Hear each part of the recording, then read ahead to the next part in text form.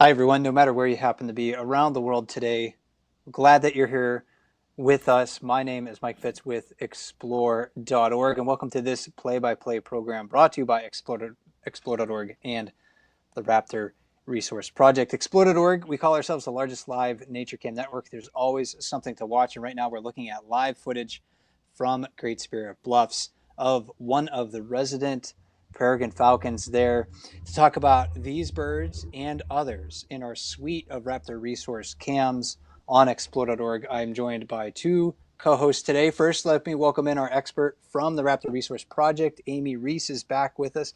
Amy, thanks again for your time. It's good to talk with you again. Oh, thank you so much. I'm really looking forward to it. And we're also joined by explore.org's resident bird naturalist, Holly Garrett. Holly, glad that you're here to offer your perspective as well. How are you? I'm doing great. Thank you so much. I'm really excited for this program and talk some raptors. So we are beyond the nesting season for the birds that we watch, like at Decorah, for instance, and Trempealeau, and our falcon nests, like Great Spirit Bluff here. Hopefully we'll get lucky and we'll see maybe one of the juvenile birds that we had been watching growing up in their nest. So we'll be looking for that during the program today. We also have uh, footage from the past, especially like fledging events that we're going to try to share with you. We have some news and updates from the nest as well that we're going to try to talk about during the program today. And finally, we're going to try to answer some audience questions. So often I look for questions that were submitted in advance, but today we're going to be looking for live audience questions. So we do have a helpful moderator from explore.org searching the chats for those. So if you have questions for Amy, Holly, or myself, drop those in the comments, and those questions will be sent our way. We're going to try to answer a few of those during the program today. But before we get into the main part of our program, if you're curious about the location of explore.org's cameras in partnership with the Raptor Resource Project, then let's take a quick tour. We are headed to the Mississippi River region of Iowa, Minnesota, and Wisconsin. And through our partnership with the Raptor Resource Project, we watch two bald eagle nesting territories near Decorah, Iowa. The Decorah North bald eagle nest is located on private property north of town, and the territory we simply call Decorah is south of town at the fish hatchery.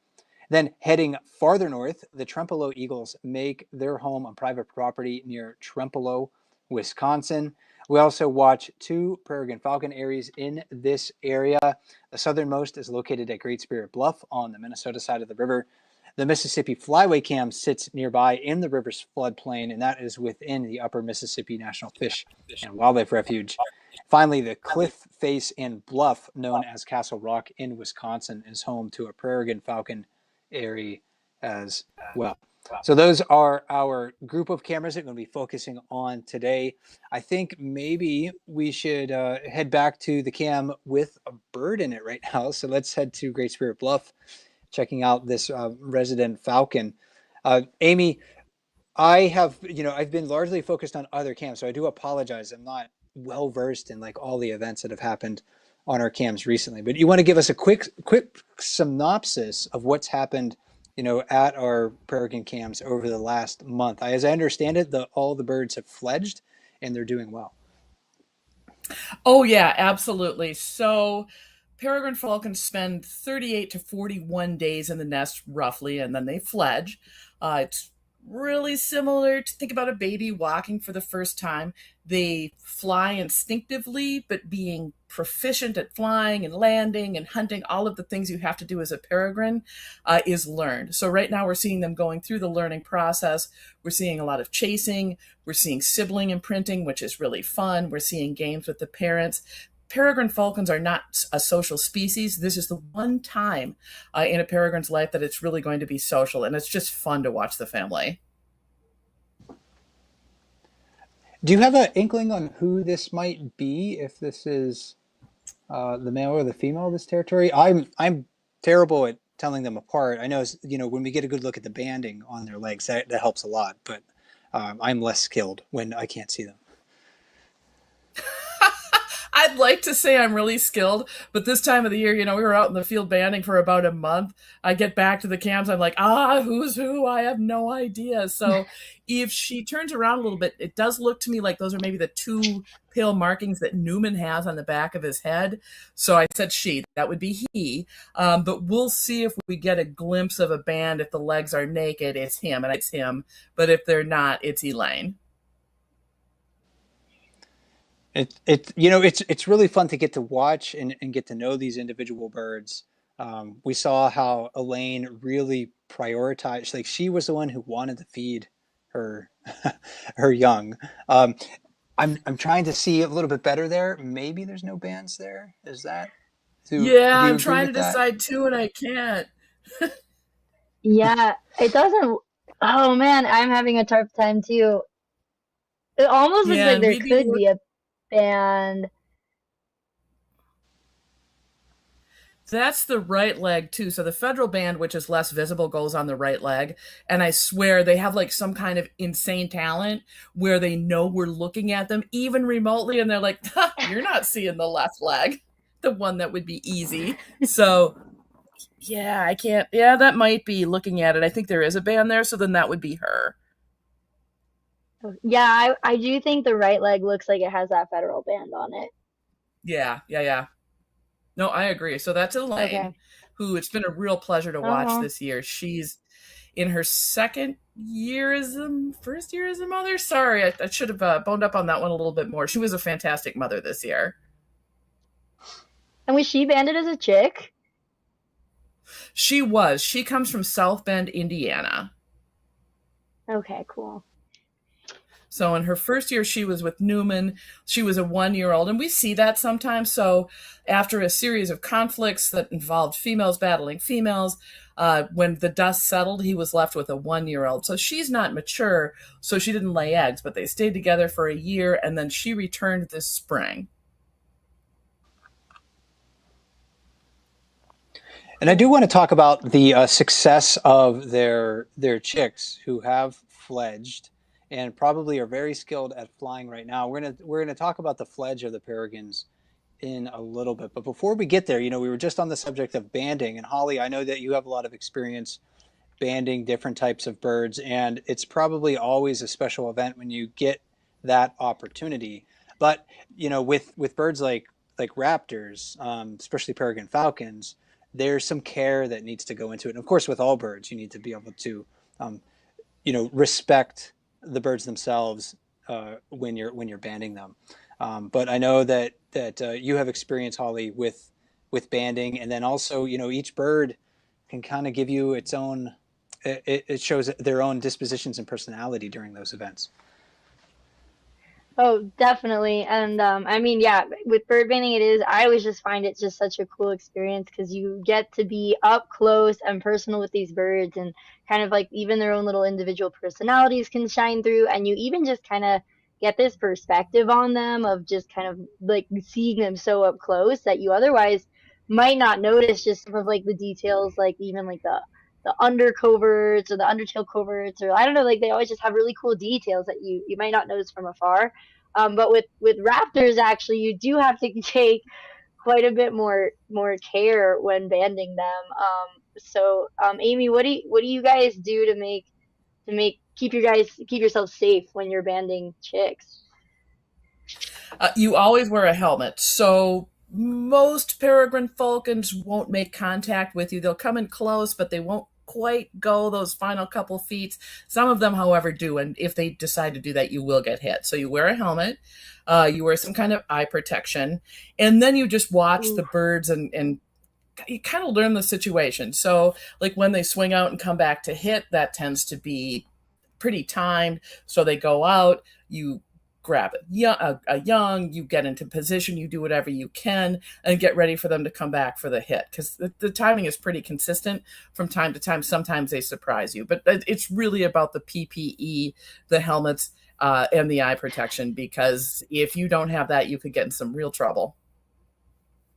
Wow. Yeah, I bet. I mean, especially with peregrines are known to be one of, if not the fastest animal in the world, which is the way they can dive and strike. That's just gonna be a little terrifying. Even wearing PPE, I imagine if you get hit by a peregrine, that's still gotta sting a little bit. Oh, absolutely. And they don't really. So if you think about, say, peregrines and bald eagles, since we watch both of them on Explore, like bald eagles will kill with their feet. They have big crushing feet. They have very dangerous feet.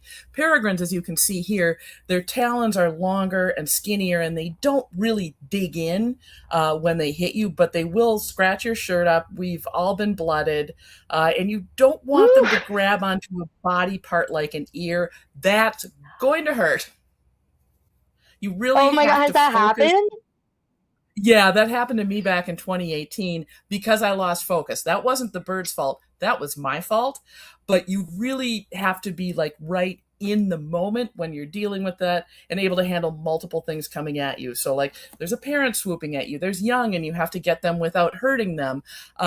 There's all this stuff that has to go on that you have to get right. So it's like you're just right in the moment. And again, if you don't do that, you could get hurt. And don't lose focus. You will get hurt. Oh, wow, that's the dangers of being a biologist sometimes. Yeah, at some point, I won't do it now, but I got to ask you about banding small birds because A, there's not much to hold on to, and B, I am told that they punch way above their size when it comes to struggling. They do, and that's what's funny is actually my friends who band raptors. Whenever I'm doing the little guys, they're like, "I don't know how you handle those things. They just seem so like so dang fragile." And it's like such a difference in perspective because I mean, with the raptor, you really have to watch your own safety versus with the smaller birds, you really have to watch them because they can just stress out at like the drop of a pin. We'll have to get you up here for banding next spring. That'll be a really interesting discussion. Yes, please. And so when you guys are banding, do you ever run a risk of abandonment, or are the parents usually circling? They notice that their chicks still stay in the area. Like, is there any risks with that, um, or then how, do you also time the banding to make sure the chicks are old enough in that way as well? Yeah, so in the decades that we've been banding, we've never seen a parent abandon young ever. In fact, they're usually back at the nest box before we're up the cliff or before we're off the roof, right? They're very good about that. I do think, I mean, certainly you have to be careful with animals, but honestly, I think the whole thing that like if you touch a baby bird, the parents will smell it and abandon it.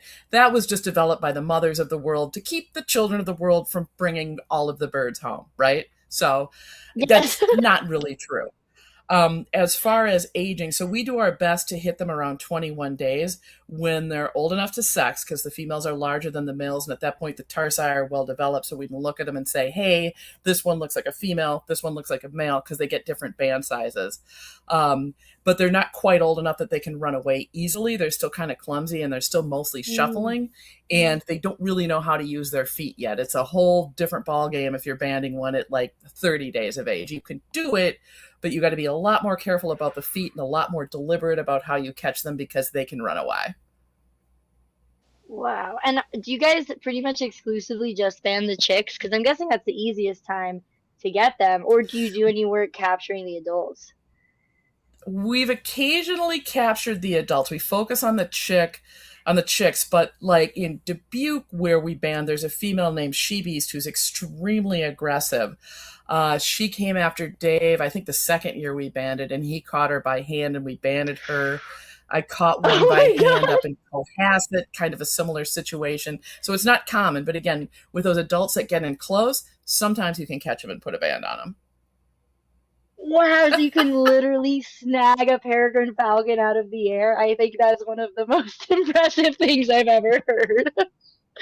Well, and in this particular case, I saw that done once, but the two times that I can think of that we've done it, the peregrine falcon has attacked, and they'll bind to you right with their feet. So when they catch you, you catch them. Oh.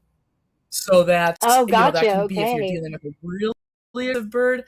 You have to let yourself get hit, but you're wearing gloves. That is another important part of the PPE. So you can let yourself get got, and then you can get them. And again, you have to be careful about it because you don't want to get hurt, and you don't want them to get hurt. So like you don't want them to hit too hard. You don't want to accidentally damage a talon or any of that. We're really careful about all of that. But when they get you, you get them. Whew. Ooh, wow. Well, that's yeah, I don't know. That's cool. Why don't we And sorry, I was going to mention that, Amy, you've been talking about, you mentioned sort of like the Dubuque County nest, and we have footage of, I think, one of your colleagues. Uh, you can introduce him to us, but we can talk about, and you were here when this footage happened, so maybe you can talk us through that situation, because we got to see banding at Great Spirit Bluffs, Castle Rock, and the birds were defensive and alarmed, but not quite to like this level. So this is Dave Kester. He's sorry he can't be here today. He said to tell you life gets in the way sometimes, which it does. So he's going up a ladder at the Dubuque County Courthouse. He's going to be banding the two young there. This female is named She Beast, and I believe we banded her.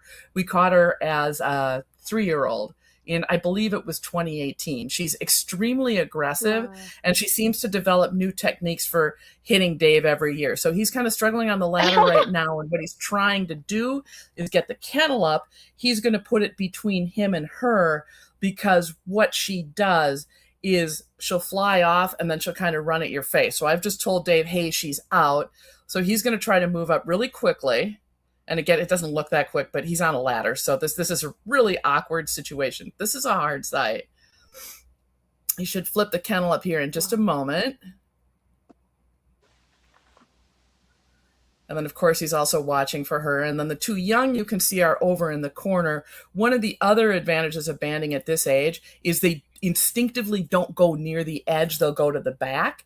So you can kind of get them in there safely. So he's got this up now. She comes in. She gets around it. Now he's trying to figure out how to deal with this situation. She flies out again. So, and then you can see he's going to come up, and then she's gone back in that corner. So we're talking about next year, maybe we'll have a broom out. We don't hit the falcon with the broom, but we can separate her from Dave so he doesn't have to deal with this situation. And then here's the kennel. You can see it's on a rope. He'll hold it. And we've done different things with this. This is, again, kind of a tough site, and you go year by year.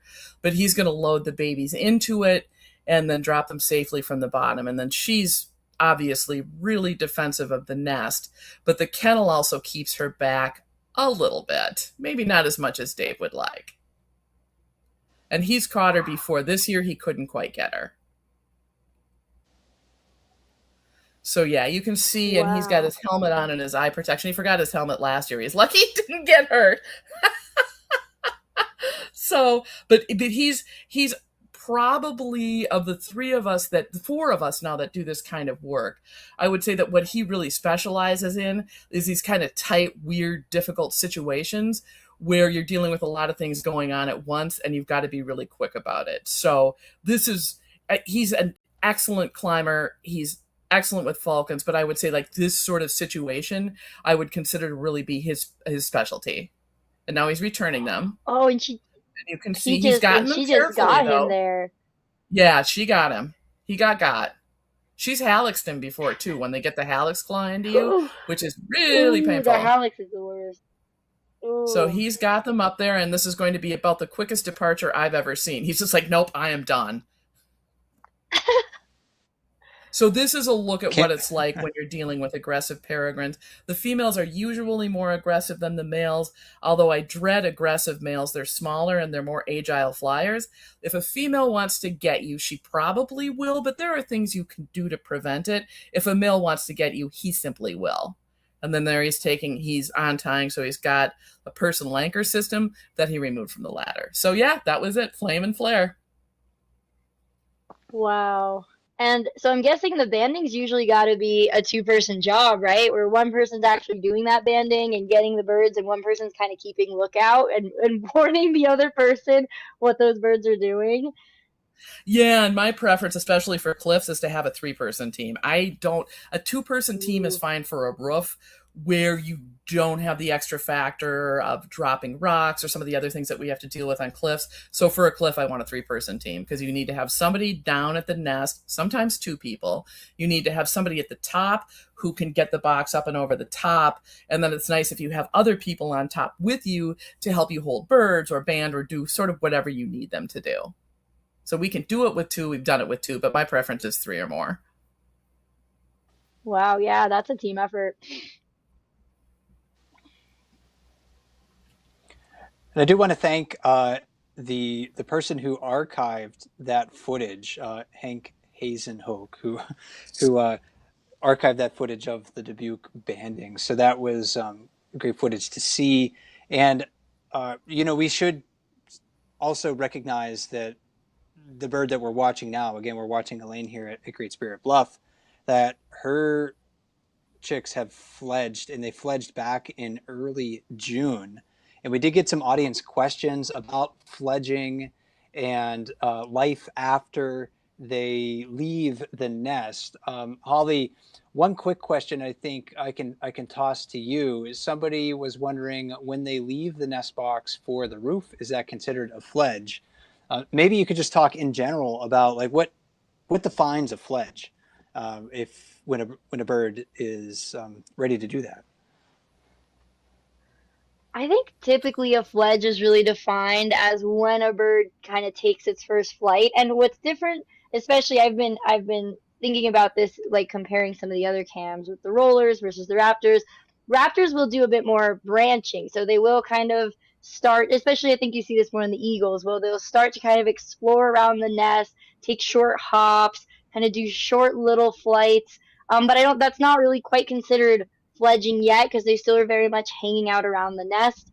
But then to me, a fledge is really once they take that first flight, they leave the nest, and they really kind of go out on their own. And sometimes, as we've been watching this season, that kind of happens accidentally. And with the falcons too, I think it's a bit more dramatic just because a lot of times they're nesting on these cliff faces or building edges. So when they're fledging, they have such a sheer drop that they really they have to kind of be ready ready to fledge or ready to go. And so sometimes you get what we've termed a fludge, where it's a bit Oh of my a gosh. wait, no, I wasn't ready to go yet. You know, and it's so But yes, fascinating. Oh my God. Yeah, speaking of fludges, I think that this footage here is the bird named Fluffernutter, and that's from Great Spirit Bluff on June 6. We had a similar fludge at Castle Rock on June 18. So I forgot to note which of them it is. So I apologize for that. I didn't keep that in my notes. But you'll see, I think, one of the juveniles on the cliff face. There's an adult in the tree on the left, and there's 2 right in the center of the cliff face.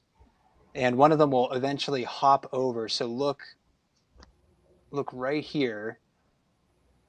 And one of them will eventually hop over and just not quite get it right. So it's the second one that is remaining there. You might see a little spot. That's where the webcam is also located. Here we go. Just in a second. oh, Oh! no! Oh. So we know that all the birds are okay after this, but again, it's got to be quite a shock for them. And then we have a fledge of a peregrine that kind of went better than this. This is also from Castle Rock. This is Heath, sitting in about the same spot, just kind of slightly higher on the cliff. Our camera was zoomed in just a little bit more, so you can see him here. And he'll have more of a powered flight when he jumps off. Oh yeah, that's a bit better to watch. But it isn't always impressive. Oh, sorry. No, go ahead. It's impressive to me that sometimes these birds can take quite a fall, but they're usually fine. Like usually they can kind of flap enough to break their fall, and And usually it won't look pretty like we just saw. It'll kind of, you'll wince a little bit to watch, but they usually end up being just fine, and they might kind of be on some low shrubs on the ground, but they'll get themselves back up, and that's part of fledging, I think, sometimes. Yeah, 100%. This, I mean, what looks really scary to us is something that's probably intimidating. I'm not saying like it's not quite a leap, but it's also a very normal thing to go through in their lives. And if they hadn't evolved to survive it, we wouldn't be watching them. We'd be watching something else. Yep. Then we have another clip of Heath here. So Heath gets up in that tree where the parent is, and then Heath just crashes into his sisters. Right? And this, I thought this was a couple of days after his official fledge. So this is June 17. Yeah, we'll show this one more time. He's trying to get it right. He's trying to get it right. Not quite. And then he crashes. And then we also have the nest cam view of that as well. And I think this one's illustrative too. So we have the siblings here. Snickers and Twix, I think they're nicknamed, and seeing the adult fly by, and then all of a sudden brother crashes into them. Amy, I wanted to ask you, how common is it for young falcons to miss their mark during their first flights? Is it like a toddler learning to walk? It really is like a toddler learning to walk. I would guess. I mean, we all love the classic fledges. They fly off strong. They're clearly doing well. But I don't have an idea. I would say at least 33% probably look more like I was balancing on the perch and I fell off. My sibling crashed into me and knocked me off a perch. I went to fly and couldn't quite make it. So that's just a really normal thing to see. And, again, like a toddler, like if you think of a human baby learning how to walk, right? Gets up, it's maybe pulling itself along on stuff. It takes a couple steps and right down on the butt. That's peregrine falcons do the same thing. I suspect all fledgling species do. I love this. It looks like the sisters are bawling him out. Like, no. Yeah, it totally does. And you can see too, it's so funny because the male birds are always smaller. So it's like they're yelling at the little brother, like, hey, knock it off. Well, I'd be curious if you see this in passerine birds. So it's my experience. Again, this is anecdotal. I have no studies I can report on. But if you get a male that hatches first, right, for the first maybe 10 or so days, like he's ruling the roost because of hatch order, he's the biggest one. And then his sisters get bigger and suddenly he has to defend his position in the bread line, so to speak. Those little males are feisty. They foot, they bite. You try to handle them. It's just like a hot mess the entire time you're trying to band them. Whereas if you get maybe a male that hatched last and has been little his whole life, he'll be a lot easier to handle and a lot more submissive in the hand than the brother that hatched first. Wow, that's fascinating. I think with passerines, they just all grow so quick and they're just hatched within days of each other, or within, honestly, day of each other. I think they all really hatch within the same day, 1 to 2 days. I don't think you really see that as much because they're just growing so quick. That's fascinating. One of these days I'll take official notes. Yeah. But by the end of banding season, I'm lucky to even know my own name. So, but one of these days. No, but I think those anecdotal observations are always so interesting. Like one of the things I studied for my master's was animal personality, and like you really can, you notice it in the hand. Like some birds are just feistier than others. Some birds are just giving up. They're like, all right, you got me, like I'm out. And other birds are like not giving up without a fight. And there's some actors even. Sometimes birds pretend like they're gonna be really stressed, and then you go to let them go. Like you're like, oh my gosh, is the bird okay? And then it boom, zooms right out of your hand. So I think the personalities that shine through are just so fascinating. Oh, absolutely. Absolutely. And Elaine, actually, I thought might be more of a terror. She's not so bad, but we had a female here for 1 year named Savannah, who was an incredible defender of her chicks. Savannah was amazing. I like Elaine. I still miss Savannah a little bit. But you definitely see that in peregrines too. There's just so much personality. Oh, that's so cool. And before we move on from our peregrine falcons, I want to remind our audience, if you have questions about falcons or bald eagles for my co-hosts today, Amy Reese with the Raptor Resource Project and Holly Garrett, Exploded.org's bird naturalist. Drop those in the comments. We'll be looking for them. We did have a couple of additional questions about the falcons, and especially the post-fledge life, Amy. Somebody was wondering, how long does it take a fledgling before a young peregrine successfully catches a bird on its own? And I was very curious about sort of that post-fledge stage as well. Hunting is a learned skill. Like, they got the instincts to do it, but they really have to practice it before they're proficient at it. Yeah, so unfortunately I don't have a exact timeline, but I can give you a progression of events. So after they fledge, they usually spend about the first day just coping with being on the wing. So you'll see them move around the area. You'll see them start with maybe short flights between an eyrie and a tree or an eyrie and a rock, whatever the perch looks like. And then they'll become more skilled. And that happens, they don't get skilled quickly, but they become a lot better at flying pretty quickly, and they begin making longer flights. You'll see pursuit flights, and those could be, they're usually the first ones are after parents or siblings, but eventually they'll start looking at other things. So you'll see them maybe 2-3 days after flight, really starting to notice other things in flight if you have the leisure to watch them that way. So they'll turn their head at a bird, they'll maybe juke their body a little bit towards a bird or a large insect, because we'll also see them go after, say, dragonflies, right? So you'll see them start to build that chase behavior in. At the same time, they'll be chasing their parents, who will be doing food drops and essentially playing chase the parent games where the winner gets the food. So they'll be refining their skills and starting to notice other things in the sky around them. Their first catch might be an insect. Again, like dragonflies are really plentiful up here. Could be a small bird, could be another passerine fledgling that's just learning how to fly. And that might come, I want to say, maybe about the first week or 10 days, and they'll build their skills as they're doing it. It's one of the reasons it's not a really neat timeline. Different birds go at different times, but roughly you'll see learn how to fly, begin chasing parents and siblings, begin noticing other stuff in the air, begin chasing other stuff in the air, and then eventually catch other stuff in the air. And like I said, that's probably noticing to catching. That would, my guess is about 2 weeks, but that is a bit of a guess. There was a related audience question as well. Somebody was wondering, and I think you partly answered this, Amy. Somebody was wondering, do parents ever deliberately drop or release prey so the juveniles can practice catching it in midair? Oh, yeah, and that's great to see. I mean, that is a really fun thing to watch. First of all, the parents are such fantastic flyers, right?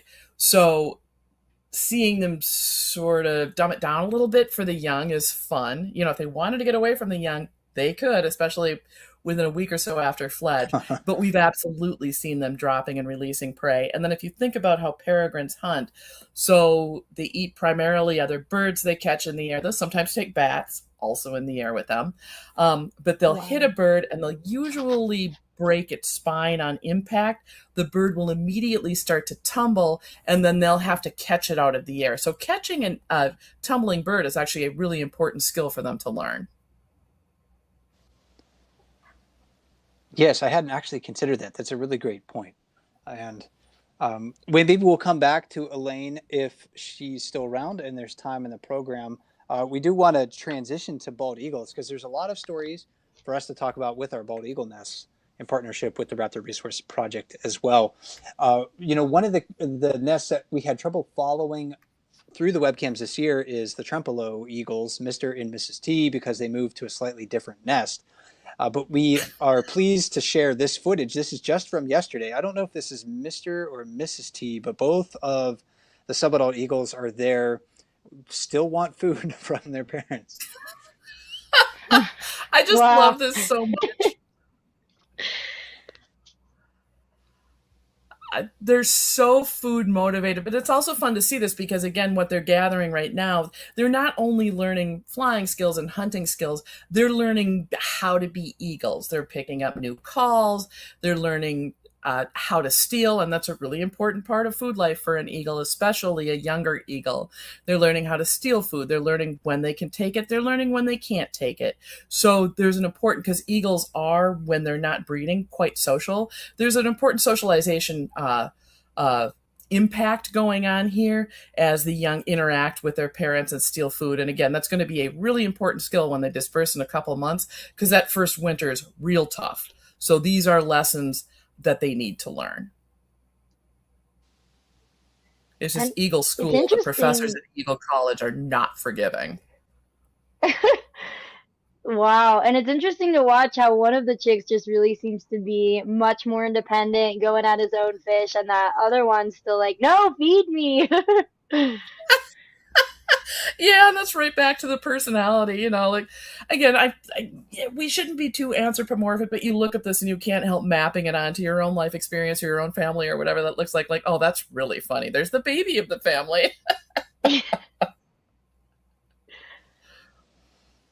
Oh, that's fun. And perhaps, we'll have more opportunities on the live cams to see these birds grow and progress, and hopefully Mr. and Mrs. T will give us more opportunities to see their next family next year. So congratulations to them. Holly, one of the things that we know that raptors experience in their lives is, not only threats from, just nature itself, whether that's like a storm or, just getting injured in certain ways, but also hazards that humans impose on the environment, especially lead poisoning. And we know that's affected a lot of the birds that we followed on our condor cams in California on Exploded.org, but it's also a significant hazard for bald eagles.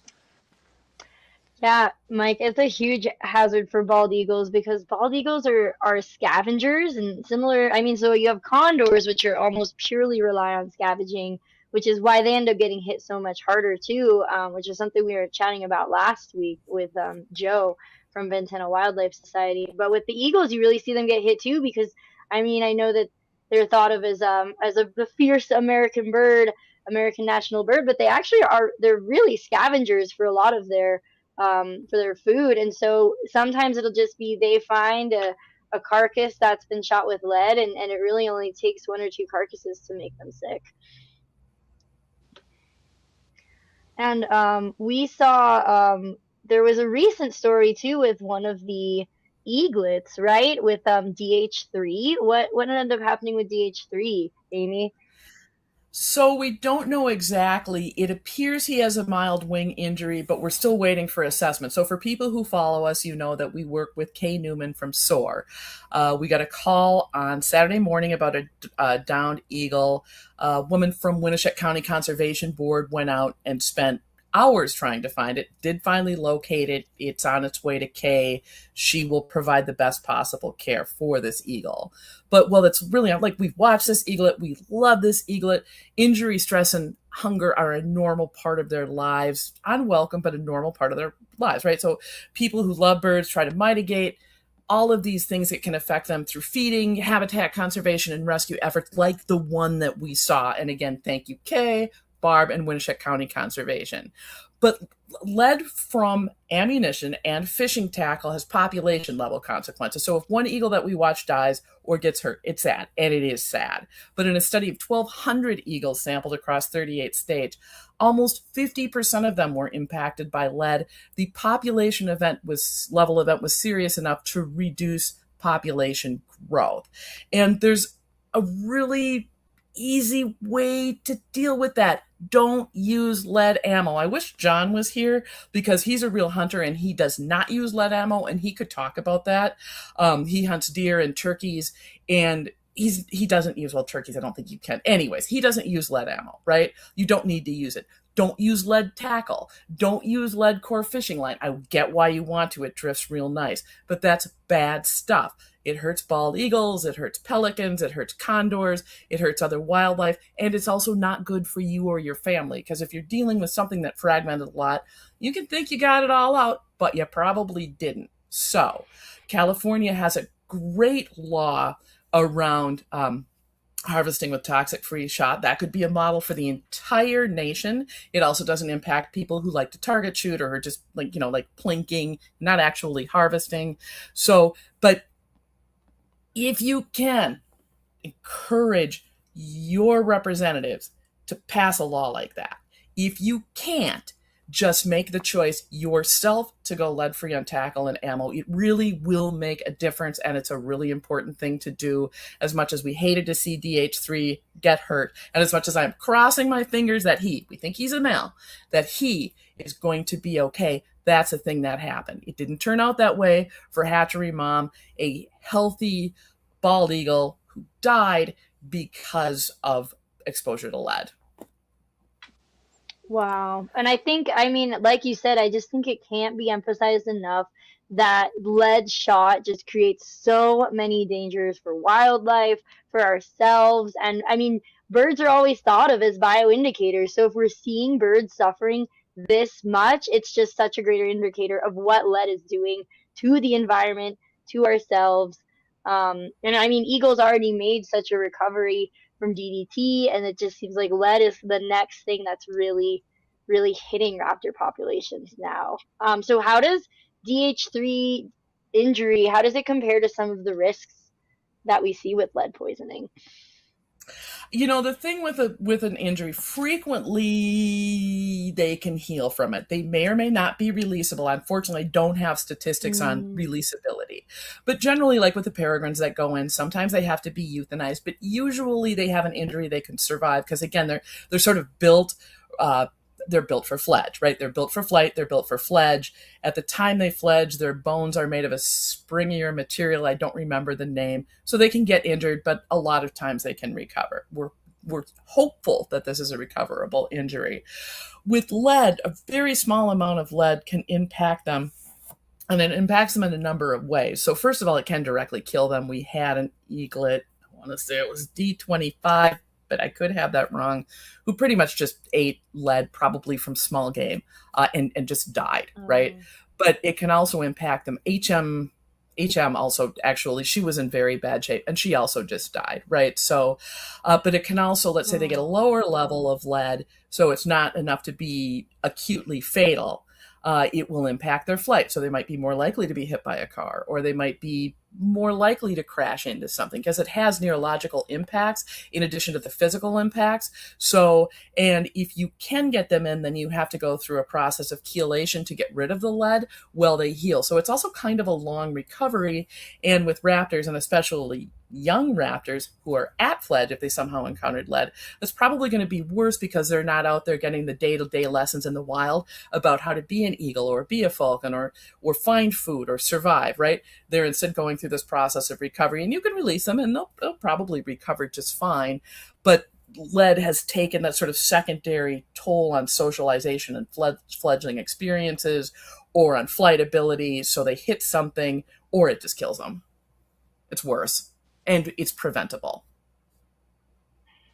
Wow. I didn't realize that it even had consequences for young birds too. I didn't even think about that social aspect. That's huge. Yeah, and it's one of the reasons, if we take a bird in and this is just generally something that rehabbers also do, like the quicker you can turn them around and get them back into the wild, the better off they are. Yeah. Although SOAR does some really Wow. interesting things with rehab. We had some birds rehab there a few years ago that were driven from the nest early by black flies and had to be taken in for rehab. So they have a facility where they'll have adult eagles that can act as mentors, and they'll put the eagles in together and then do a soft release. So you basically throw open a door, leave some food out, and it's similar to falcon hacking, if anyone's familiar with that. You sort of wean them away from the process of taking food and eventually they fly away. So if you do get into the situation where an eagle can't be returned right away or a falcon can't be returned right away, a soft hack is one way to deal with that issue. Oh wow, that's great to know. And I think one of the biggest things, right, is switching over ammo. Over I think a lot of people use copper ammo. But is there anything else to do that we can do? I think you mentioned some really awesome things, but is there anything else you can think of that we can do to just really start to reduce lead in the environment? Yeah, so certainly for the birds that we deal with, it's really ammo and tackle. Don't switch over from the leaded stuff. You can do it. It's not that hard. Yeah, it's a pain in the butt to learn new patterns of hunting or new patterns of fishing. Like I do get that. When we have a way we do things, we don't like to change it. But that's okay. You can do it. And ammo's out there, lead-free tackles out there. So do it. Take the time, learn the methods, do it. Beyond that, again, I've tried to do work in our state for advocacy. I've showed up at hearings. You can do those things as well. In Iowa, they have county conservation boards. I believe in Story County, lead has been banned thanks to the work of Kay at SOAR, Lynette, and some of her contemporaries. Lead has been banned on public hunting land there. So you can also look at things to do that. And the objection tends to be, well, like, hey, we like to hunt, we like to shoot. This is a sideways attempt to take guns. It is not a sideways attempt to take guns. It's only an attempt to get lead out of the environment, whether we're talking about hunting or we're talking about fishing. This is a good thing to do. And that's something we can do. That's so important. And I think sometimes, I mean, a lot of people don't think about how much conservation and hunting really intersects, because what these hunters do, leaving scraps out, it is really important for learning eaglets and for young birds trying to figure out how to scavenge on their own. So it just makes it even more important to like cross that intersection and go lead free. Yeah, absolutely. But most of the people I know who hunt and fish are conservationists, and it might be that just most of the people I know are conservationists. But like, John, our director, he's a huge conservationist. He and his family have been involved in conservation for a very long time. Most of the members of our board and hunt and fish, they're conservationists. So again, like you can bring that ethos in to hunting and fishing. In fact, that's a really important thing to do. So, again, like here's something you can do. And it's a change you can make personally, and I think that's really important. Yeah, the change you can make. Like sometimes you got to take it one step at a time, and if the first step is just making that change yourself, hey, you know what, that's a good first step. Yeah, completely agree. This is been some great advice for everybody. Right now we're looking at live footage of one of the Decorah North eagles. And yeah, we want these birds to survive. Hunters, anglers want these birds on the landscape as well. So if you are a hunter or angler, yeah, switch it over. I'd like to note too, Amy, that that waterfowl hunters haven't been able to use lead shot for decades now. And people are Yeah, still and we hunting, did. duck out there. So Yeah, no, you're completely correct. And if you look at harvest statistics, because they're kept across the United States, here in the Midwest, I believe it's the Central Flyway Council that keeps that information. So immediately after the shift away from leaded ammo to non-leaded ammo, which was basically caused by a lot of dead waterfowl, because waterfowl will nibble the grit from shotguns and uptake it that way. And then if you look at meat-eating waterfowl, they'll also just encounter lead tackle a lot of the time, right? So when that switchover was done, first year or two afterwards, you saw a diminishment in harvest. It wasn't huge, but it was perceptible. After that, it went right back up and actually higher than it had been previously. So yeah, you can do that. yeah, so let's work towards that day where lead isn't a hazard to our wild birds and people who happen to eat wild harvested animals. Uh, because we've seen the losses. We've seen it on our condor cams. We've seen it on the eagle cams here with Raptor Resource Project, and we don't want that to happen again. Let's go real quick though to Trempealeau, because we got some birds there showing up. Looks like one of the parents just got kicked out of the nest. Amy, do you want? I don't know if you caught that. Do you want? I don't know if you saw that or not, but I caught a glimpse right as we were switching over. Yeah, that I guess both of the Trempealeau subadults are still following mom or dad around looking for food. Oh God, that's fantastic. You can also see, so it's summer and they're molting right now, and you can see also a little black patch up under the adult's chin. My guess would be that's from scratching because of black flies. This is a wonderful, beautiful, warm time of the year, but we do also have black flies and mosquitoes, and they're molting. So this time of the year, it's common for the adults to appear just a little bit disheveled as they cope with molting and black flies. I always call molting is the most haggard time of the year for birds. Like they sometimes they look pretty rough. Well, you were telling us earlier that you're like really into molting, so you should talk about that a little bit. Yeah, actually, yeah, I'm a big molt nerd. And one of the things I love is because birds replace their feathers in pretty consistent patterns. Raptors are even more fascinating. And what's cool to me that I always see, especially compared to passerines, because passerines are like 10 days in the nest, boom, some like 2 weeks and they're out of there. But raptors spend so much more time in the nest, so they grow this very high quality juvenile plumage that actually they can spend a whole year in versus a passerine is growing its feathers so quick it can spend probably like generously a month in that juvenile plumage and then it's just like it's just worn away. So it's cool to watch these birds just kind of start to replace some of their feathers. And with raptors, because flight is so important, you actually really see them kind of replacing their feathers very slowly, and so you get these really interesting patterns in their flight feathers where you'll see some feathers just kind of be replaced in these chunks and retained in other chunks, and kind of jumping over feathers as they need to replace more important outer primaries or outer flight feathers. So I find that to be really cool. That's me nerding out on molt. Oh, that's fascinating. I did not know that about passerine birds, so that's great to learn. That's so cool.